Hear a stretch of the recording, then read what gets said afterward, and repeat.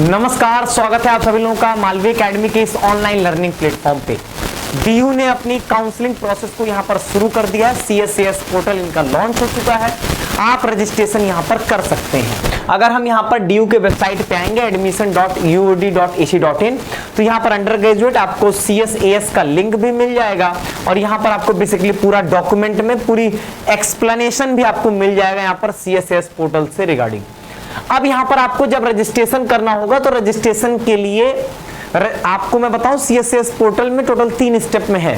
पहला आपका है रजिस्ट्रेशन, दूसरे स्टेप में आप यहाँ पर प्रेफरेंस और मतलब कॉलेज और प्रोग्राम का प्रेफरेंस भर रहे होंगे और तीसरे में आपको सीट अलॉट होगी। बेसिकली आपका जो दूसरा और तीसरा स्टेप होता है वो रिजल्ट के बाद का प्रोसेस है। जब आपका रिजल्ट आ जाएगा तब, अभी आप जो रिजल्ट के पहले करेंगे वो यहां पर सिर्फ रजिस्ट्रेशन का प्रोसेस करेंगे। रजिस्ट्रेशन के प्रोसेस में जो सबसे इंपॉर्टेंट चीज होती है वो होता है आपका डॉक्यूमेंट। तो डॉक्यूमेंट से रिलेटेड मैं इस वीडियो में आपसे बातचीत करूंगा कि कौन कौन से यहां पर आपके डॉक्यूमेंट्स जो है वो लगने वाले हैं। तो इस तरीके से डॉक्यूमेंट के बारे में पूरी कंप्लीट इंफॉर्मेशन दी गई है। मैं आपको इसको समराइज वे में बता देता हूं, सब कुछ आपको पढ़ने की जरूरत नहीं है। सबसे पहली चीज, आपको सभी की फोटोकॉपी यहां पर लगने वाली है। फोटोकॉपी की स्कैन्ड कॉपी, मतलब आपका मान लीजिए क्लास 10th का सर्टिफिकेट है तो उसका आप क्या करोगे, उसकी फोटोकॉपी करवा लोगे और उसको स्कैन करवा लोगे और वो आपके पास जो होगा वो फोटो फॉर्म में, मतलब JPG या PNG के फॉर्मेट में यहां पर होनी चाहिए। ठीक है, फोटो के फॉर्म में वो रहेगी। आप उसी को यहां पर अपलोड करेंगे। तो सबसे पहले यहां पर इन्होंने बहुत क्लियरली लिखा है कि फोटो कॉपी होनी चाहिए और सभी की स्कैन्ड कॉपी यहां पर आपकी लगने वाली है। एक बात का ध्यान दीजिएगा कि यहां पर आप जो भी डॉक्यूमेंट अपलोड करोगे वो आपका फिजिकल वेरिफिकेशन भी होगा। इस बात का यहां पर ध्यान दीजिएगा। ठीक है, चलिए सबसे पहली चीज आपको क्लास 10th का सर्टिफिकेट यहां पर अपलोड करना है और जिससे आपका नाम और आपके डेट ऑफ बर्थ को यहां पर और आपके पेरेंट्स के मतलब डेट ऑफ बर्थ और पेरेंट्स के नेम को यहां पर ये बेसिकली वेरीफाई कर रहे होंगे। तो सबसे पहली चीज आपके क्लास 10th का सर्टिफिकेट, दूसरा यहां पर आपके क्लास 12th की मार्कशीट वो होनी यहां पर आपके पास चाहिए। क्लास 12 की मार्कशीट में ध्यान दीजिएगा कि ऐसा हो सकता है कि अगर आपके ऐसे किसी बोर्ड को जिसका रिजल्ट नहीं आया है या आपके पास ओरिजिनल मार्कशीट ना हो कि आपके पास जो वेबसाइट से डाउनलोडेड मार्कशीट है तो वो भी आप अपलोड कर सकते हो, कोई दिक्कत नहीं यहां पर। जैसे मान लीजिए आपका बोर्ड का रिजल्ट अभी आया होगा रिसेंट में, तो वहां पर आपके सामने जो होगा आपको एक जो आपके वेबसाइट से, जो आपकी बोर्ड की वेबसाइट से डाउनलोड होती है मार्कशीट, वही आप यहां पर अपलोड कर सकते हैं। कोई दिक्कत की बात यहां पर नहीं होगी।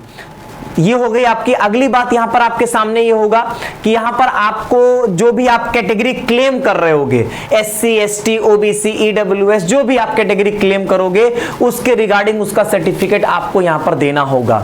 जो अदर कोटा कैटेगरी होती है, अगर वहां के लिए आप कुछ अप्लाई करते हो, जैसे कि आप कश्मीरी माइग्रेंट हो तो उसके लिए उसका जो सर्टिफिकेट होगा वो आपको प्रोड्यूस करना होगा। सबसे पहली और सबसे मोस्ट इंपॉर्टेंट बात OBC और EWS के बच्चों के लिए, OBC और EWS के बच्चों को यहां पर जो अपना सर्टिफिकेट देना है वो 31 मार्च 2024 के बाद का चाहिए। मतलब 1 अप्रैल या 1 अप्रैल 2000, मतलब 1 अप्रैल का हो या 1 अप्रैल 2024 के बाद का ही होना चाहिए। मतलब नए फाइनेंशियल ईयर का वो गलती से भी आपका यहां पर जो है आपका 1 अप्रैल 2024 के पहले का नहीं होना चाहिए किसी भी केस में। जैसे कि यहां पर देखिए बहुत क्लियरली दिया है कि OBC होना है, OBC सर्टिफिकेट। पहली बात तो आपकी जो OBC की सेंट्रल लिस्ट है उसमें आपकी कास्ट मेंशन होनी चाहिए। ध्यान दीजिएगा, आप जो भी EWS OBC SC ST कोई भी अगर आप यहां पर डॉक्यूमेंट देने जा रहे हो वो आपका सेंट्रल लेवल का सर्टिफिकेट यहां पर होना चाहिए, सेंट्रल लेवल का। इस बात का बहुत ध्यान दीजिएगा। हाँ, EWS में आपका एक ही बनता है, उसमें कोई अलग से सेंट्रल लेवल नहीं होता है, वो आपका एक ही बनता है। ठीक है, बाकी आपके सेंट्रल लेवल का सर्टिफिकेट यहां पर होना चाहिए। इन्होंने यहां पर क्लियरली EWS के लिए भी लिखा है कि आपका 31 मार्च 2024 के बाद का ही होना चाहिए। EWS या OBC के लिए आपका इनकम सर्टिफिकेट तो बनता ही है, वो आपके 31 मार्च 2024 के बाद का ही होना चाहिए। बाकी अगर आप कोई अदर कोटा कैटेगरी अप्लाई करते हो, जैसे EC या स्पोर्ट्स कोटा के अंदर जाते हो, तो उसके लिए आपको उसका सर्टिफिकेट यहां पर प्रोड्यूस करना होगा। इसी तरीके से यहां पर आपके सभी जो भी यहां पर आपके डॉक्यूमेंट्स होंगे, अब आप कोई भी कैटेगरी के लिए अगर अप्लाई करोगे तो उसका आपको सर्टिफिकेट यहां पर देना होगा। और इसी तरीके से एक बहुत इंपॉर्टेंट बात यहां पर ये कि ध्यान दीजिएगा कि आपका नाम और आपके पेरेंट्स का नाम, जो भी डिटेल्स होंगी आपके कैटेगरी सर्टिफिकेट पे, वही सेम आपके बोर्ड, जो आपका 12th बोर्ड वाला जो मार्कशीट होगी उस पे जो नाम होगा और जो आपके सीयूटी के एप्लीकेशन फॉर्म में, सब सेम होना चाहिए, कहीं पर डिफरेंट नहीं होना चाहिए। ऑब्वियसली डिफरेंट नहीं होना चाहिए। आपका नाम आपके बोर्ड पे, बोर्ड के मार्कशीट पे अलग रहे, आपके कैटेगरी वाले पे अलग रहे, तो ये चीज तो पक्का गलती होगा ना। तो बस यही कॉमन सी बात यहां पर जो है वो यहां पर बोली जाती है। ठीक है, इतनी बातें यहां पर जो है वो आपके डॉक्यूमेंट से रिलेटेड है। मैं तो एक जनरल वे में यही बोलूंगा। पहली बात तो सबकी फोटोकॉपी लगेगी। आपके पास जैसे क्लास 10 का सर्टिफिकेट है, उसका फोटोकॉपी करवाओ, फोटोकॉपी करवा के उसको स्कैन करा लेना और फोटो के फॉर्म में रख लेना। ठीक है, तो यहां पर आप जब स्कैन्ड कॉपी लोगे, वो स्कैन्ड कॉपी आप जो है वो अपलोड करेंगे। ठीक है, registration process step by step का वीडियो आपको मिल जाएगा, जिसमें हर एक स्टेप को आपको डिटेल में बताया और समझाया जाएगा। समझ गए यहाँ पे? तो ये रहेगी आपकी ओवरऑल बातचीत डॉक्यूमेंट से रिलेटेड।